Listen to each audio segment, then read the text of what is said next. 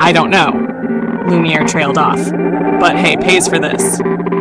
Lumiere laughed as he gestured towards the marble-peeing cherub fountain in the center of the room. He laughed and then sighed heavily. All right, mate, let's see this game, he said and grabbed Cuthbert's phone. Lumiere started to plod along the game intently, immediately enthralled by a simple flash game. He chuckled to himself. This is great, he said as he grinded through defeating poorly animated monsters with Cuthbert's avatar. Cuthbert wasn't focused on Lumiere's gameplay, but rather still taking in the opulence of Lumiere's apartment. Yeah, good mate. I'm glad you like it, gets those levels up. He paused to look at a large painting on the wall. Jesus, mate, I don't know a lot about art, right? But that's by Basquiat, right? Is that a fucking original, mate? Oh, yeah. Yay, must be only originals in here, bud, said Lumiere, trailing off enthralled in the game. I don't remember getting half the shit in here, but I know it's all legit, hey. That's gotta be worth fucking Jesus. I don't even fucking know cunt fuck me, okay, good on ya, stammered Cuthbert. 10 minutes passed in silence, with Lumiere playing Didi Montclair on Cuthbert's phone, and Cuthbert rolling himself a joint and kicking back to let Lumiere get through it. Up 2 levels, baby! Excitedly remarked Lumiere. Hours of silence passed, and Cuthbert had smoked himself into a stupor on Lumiere's couch, and eventually, got it, you dog, yes! Shouted Lumiere in triumph as the level counter rose to 13. Cuthbert lurched forward and came to his senses. Level 13? Yes, cunt! Good on ya. Now we need to find the AI embedded into the app, he said with a serious tone. What, you mean this? Lumiere pointed to an icon that had popped up on the screen, simply with the DM logo that read, Unlocked.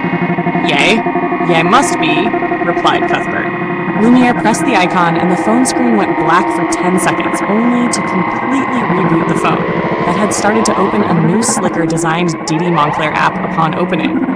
It was set up like a simple AI assistant app, but all black and looked as if using the phone's internal coding. This is it, barked Cuthbert excitedly.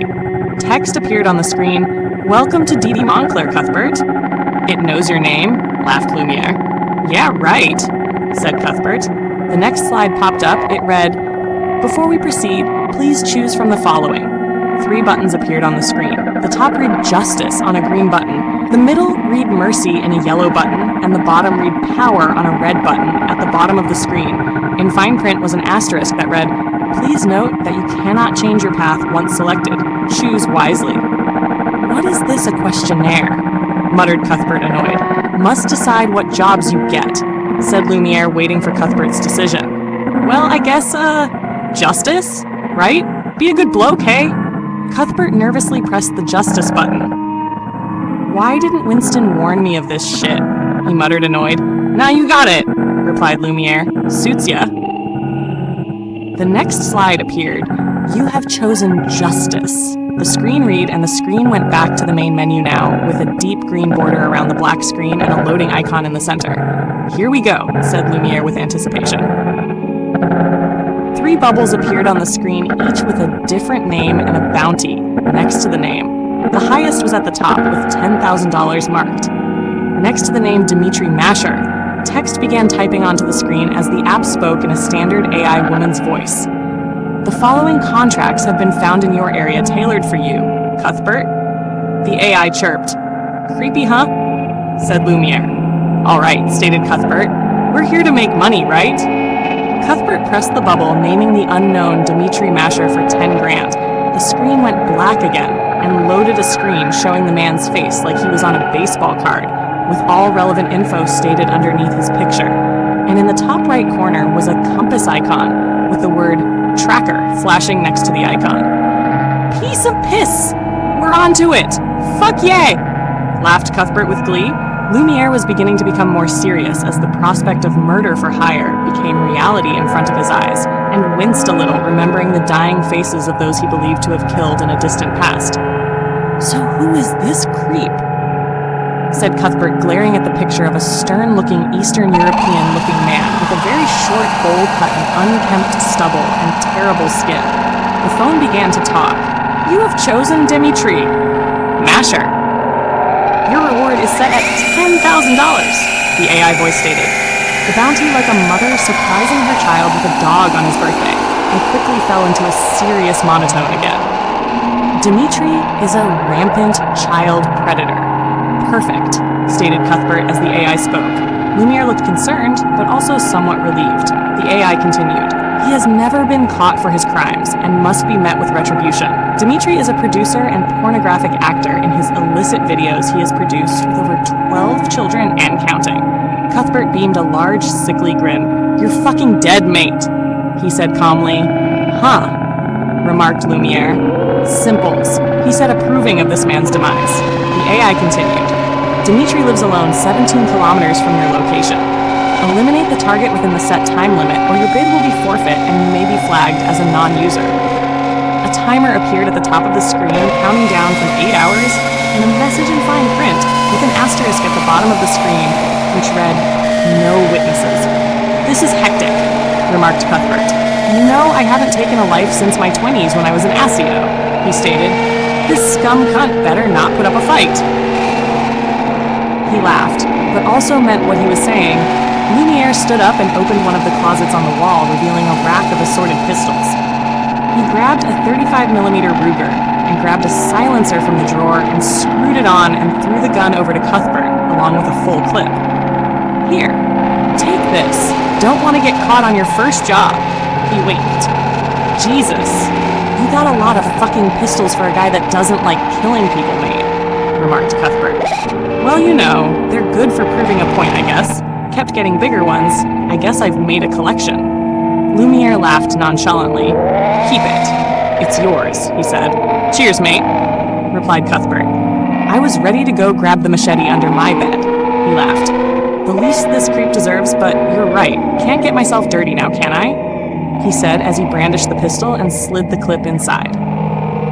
Lumiere sighed. Well, clock's ticking, mate. The phone began talking again. We have a live tracker on Dmitri's cellular device. Please feel free to use our tracker to locate the target. The tracker icon began bobbing up and down. Cuthbert pressed it, and a map with a marked location and directional instructions appeared on the screen. Damn, this guy's in a bougie area, said Cuthbert. You gotta have millions at least to live round there. This is gonna be red fucking hot. Lumiere sighed again and put his hand on Cuthbert's shoulder. You got this, mate. In and out. And he plunked himself onto his recliner and turned on the TV showing the news, which happened to be showing the news reporting a story about the unexplained spike in homicides and possible causes in the last few weeks. Get out of here, said Lumiere in a reluctantly supportive tone. Cuthbert slid the gun down his pants and walked to Lumiere's front door. All right, then. He said, cheers for the help, by the way. Anytime, replied Lumiere and tuned into the television. Cuthbert went down the elevator, buzzing with excitement, far too ready to take a man's life. He walked out the building, got in his rusty pulsar, and began to drive toward the marker on the DD Montclair app. Cuthbert began to close in onto the marker on his phone screen.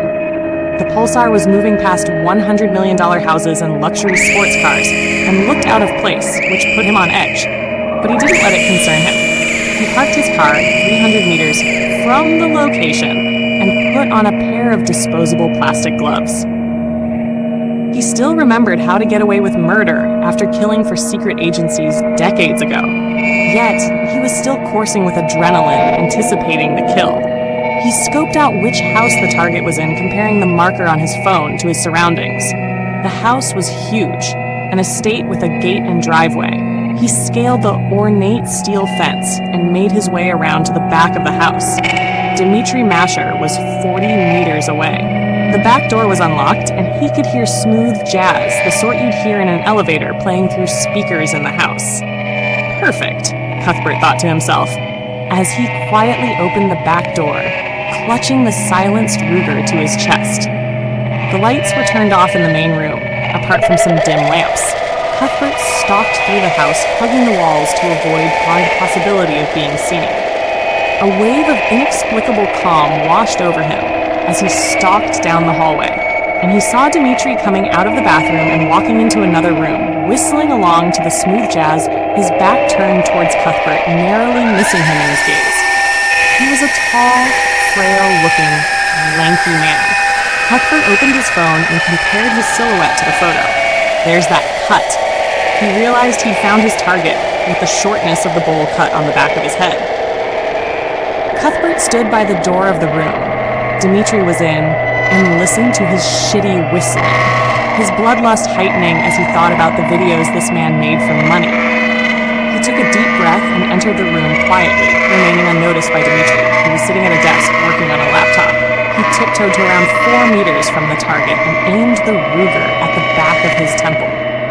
At that moment, Dimitri turned around in his office chair to get up and jumped back into his seat, falling backwards and clambering backwards on the ground and shrieking upon seeing a random man aiming a pistol at his head. What? What? What? Who are you? What you want? Dimitri Masher was shielding his face with his hands desperately pleading for his life. Please do not kill me. I beg of you. He stammered, struggling to talk, swallowing his breath and hyperventilating. Please! I am just babysitter! I have done nothing! I don't want to die, please! He screamed as he pissed his pants and backed towards the wall on his knees. Cuthbert chuckled. Isn't this great? He muttered and cocked his pistol. Time to die. Sick fuck! Dimitri screamed, Oh, fuck! His scream got cut off by Cuthbert's bullets passing through his skull, splattering his brains onto the wall behind him. Cuthbert laughed a sadistic laugh and sighed a heavy, satisfied sigh which got cut off by Didi. Montclair talking through his phone in his pocket, blaring 2 words, No witnesses. The fuck? Muttered Cuthbert and glanced around the room. At that moment, a small child in his PJs stumbled into the doorway, rubbing his eyes, and only just noticing his babysitter's limp corpse slumped. Against the wall, the child was stunned and quickly began bawling his eyes out, calling for his mother. No witnesses.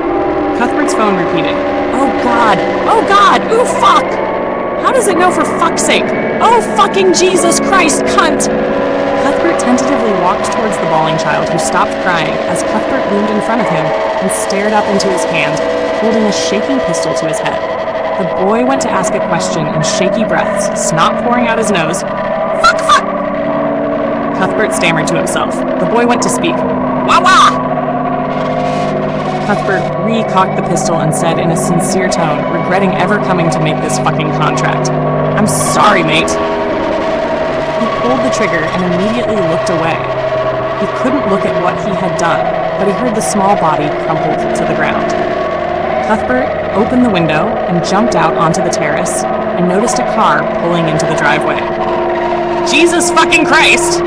He stammered in a whisper to himself as he made his exit towards the ornate garden fence. As he began to scale it, he heard a blood-curdling scream of a woman sending a jolt of adrenaline up his spine as he sprinted to his car.